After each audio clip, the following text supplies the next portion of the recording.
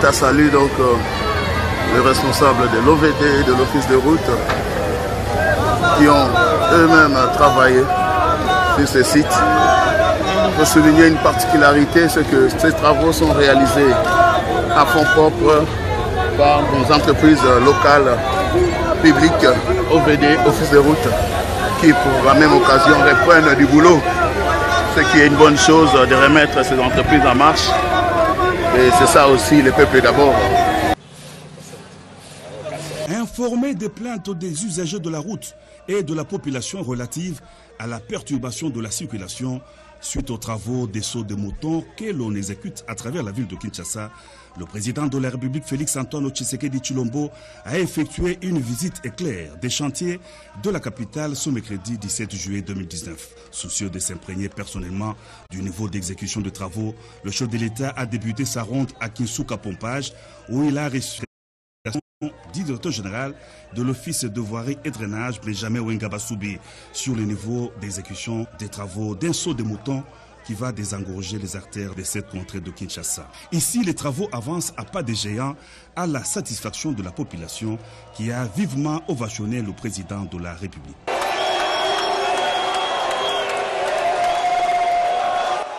D'après les explications des ingénieurs, ce premier saut de moutons sera ouvert à la circulation vers fin septembre prochain.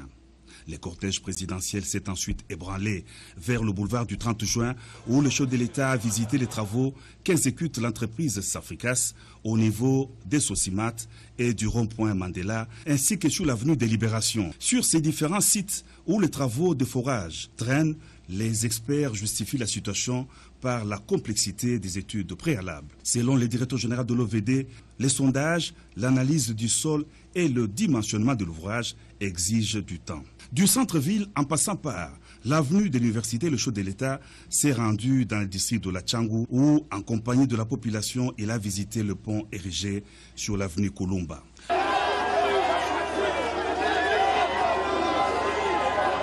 À la Tchangou, 2 sauts de moutons sont en construction sur le boulevard Lumumba sous la supervision de l'Office de route. Les travaux s'exécutent sans désemparer.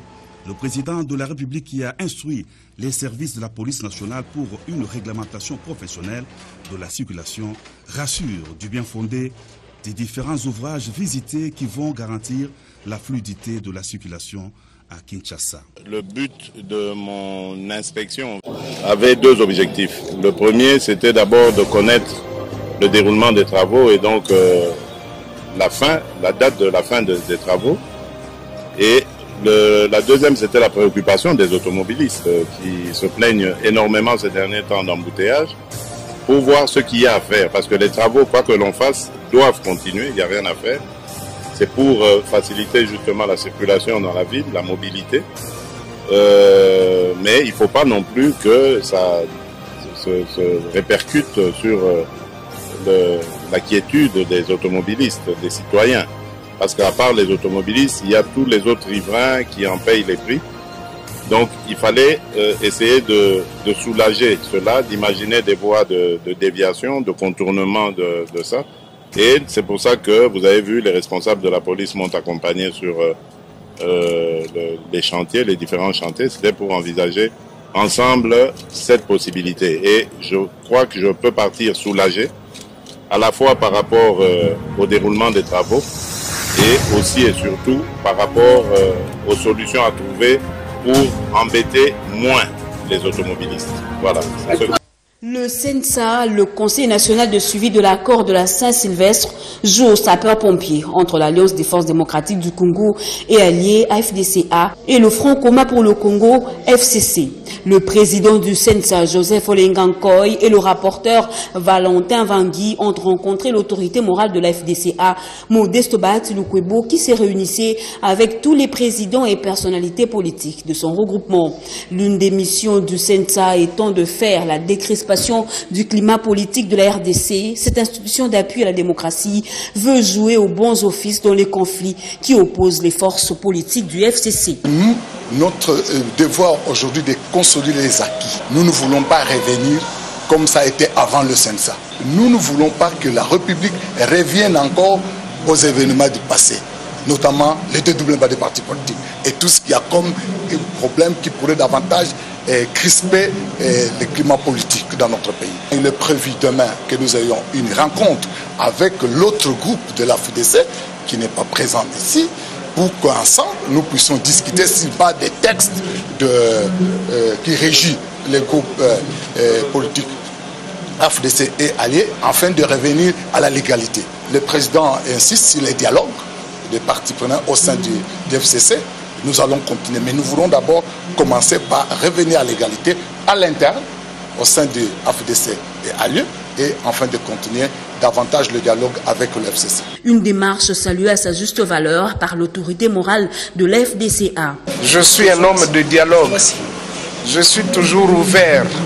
Je suis pacificateur, je suis rassembleur. Lorsqu'il y a un enfant égaré, il ne faut pas le bannir totalement.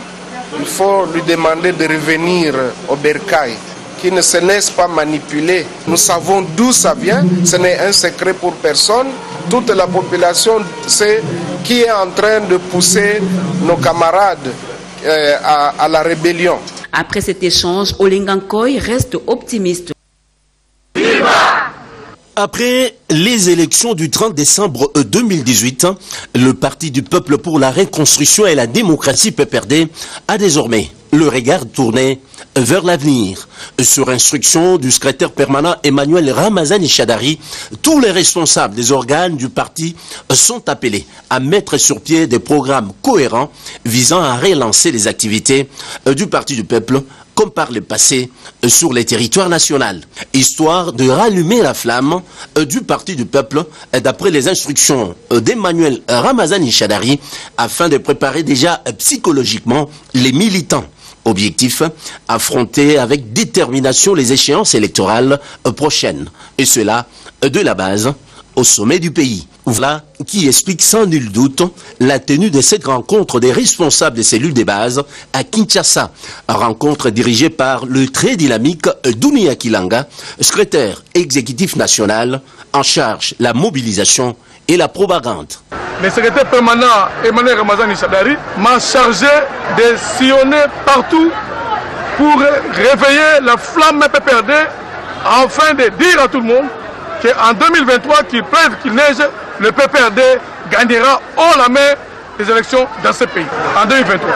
En clair, les instructions du secrétaire permanent Emmanuel Ramazani Chadari sont à observer à la lettre, a insisté Dunia Kilanga, question de remettre en marche la grande machine politique PPRD, appelée à jouer un rôle prépondérant dans la consolidation de la démocratie en République démocratique du Congo. Les États-Unis réitèrent leur soutien au processus de paix et de la sécurité en République démocratique du Congo, surtout dans l'est du pays, théâtre des conflits armés récurrents. Son ambassadeur Mike Hammer, reçu par les ministres d'État, ministre de la Justice et garde des Sceaux, Félix-Antoine Tshisekedi Tshilombo, de pacifier les pays. Le numéro 1 de la justice congolaise a informé son hôte que le chef de l'État fait de la consolidation de la paix et de la sécurité la priorité des priorités de son programme quinquennal. Vous savez que les États-Unis soutiennent les efforts humanitaires pour les personnes qui sont déplacées parce qu'il y a une grande opportunité d'avancer dans la sécurité. Ça signifie qu'il y aura beaucoup plus d'opportunités économiques, de l'intégration économique régionale. Et c'est ça qui nous intéresse aux États-Unis pour soutenir cet effort. Pendant ces temps, à la prison centrale de Makala, le secrétaire général de la Justice, Georges Fouloumabi Makanda, a libéré au nom du ministre d'État, ministre de la Justice et garde des Sceaux, 182 prisonniers. Cette libération fait suite à l'arrêté interministériel portant mesures de libération conditionnelle. Sont éligibles à cette libération tous ceux qui ont purgé leur peine, leur un quart de peine et qui se sont bien comportés durant leur incarcération, à l'exception des auteurs de viols, des meurtres et des assassinats, et aussi ceux qui sont condamnés pour association de malfaiteurs. Aux prisonniers libérés, le secrétaire général leur a prodigué ses conseils. J'ai toujours dit aux amis qui ne croient pas que l'État congolais existe, je leur dis que le jour où vous serez à Makala, à Lusumu, c'est le jour où vous comprendrez que l'État congolais existe. C'est par cet hélicoptère que le gouverneur de l'Ituri arrive à Kandroma, un centre situé à 120 km au nord de Bunia, dans le territoire de Djougou. C'est dans cette grande salle construite en bois que plus de 500 participants venus de toutes les entités lendou se sont réunis à la recherche de paix, la tranquillité et la cohabitation pacifique de l'Ituri. Cette conférence de 3 jours, présidée par le gouverneur de l'Ituri, Jean-Baptiste Saïdi, a traité les points importants sur la paix et le développement de cette jeune province. Les chefs coutumiers, les notables et les différentes associations venues de toutes les entités lendou, tous condamnent les violences ayant coûté la vie à plusieurs civils depuis février dernier. La communauté lendou appelle les hommes armés d'Ngunjolo à cesser leurs exactions pour que la paix soit restaurée sur toute l'étendue de Djougou et que les auteurs de ces crimes soient arrêtés et jugés. L'autorité provinciale salue les résolutions issues de ces assises. Jean-Baptiste Saïdi appelle les Ituriens à un engagement ferme et sincère pour une paix durable en Ituri. C'est une terre fertile, c'est une terre avec une population travailleuse et qui mérite donc son épanouissement, son développement dans la paix. Selon les chefs de l'exécutif provincial, ces assises exclusives lendou préparent la plus grande conférence élargie à toutes les communautés pour consolider la cohabitation pacifique et conviviale en Ituri. La bonne gouvernance administrative, financière et technique de la Société commerciale de transport et ports SCTP préoccupe à un plus haut point le gouvernement de la République par le biais de sa vice-primature en charge du transport, son ministère d'État du Travail, ses ministères des Finances et du Portefeuille. La concrétisation de cette volonté républicaine gage de l'existence d'un climat d'une vraie paix sociale au sein de cette entreprise de l'État, principale articulation transversale de la réunion tripartite, gouvernement, employeur et banque syndicale de l'ex-ONATRA. Cette séance de travail présidé par le vice-premier ministre intérimaire, Maître Azarias Roubero Maniwa, était une belle opportunité pour toutes les parties de baliser la voie pour de meilleurs lendemains de la SCTP. Nous venons d'une grande réunion tripartite avec le gouvernement. Les négociations sont très bien déroulées et que des décisions pour aider cette entreprise étaient prises. Pour le gouvernement et pour notre part, la paie sera régulièrement payée dans les mois. Et nous continuons toujours, surtout pour les volets techniques et exploitation, les discussions continuent avec le gouvernement.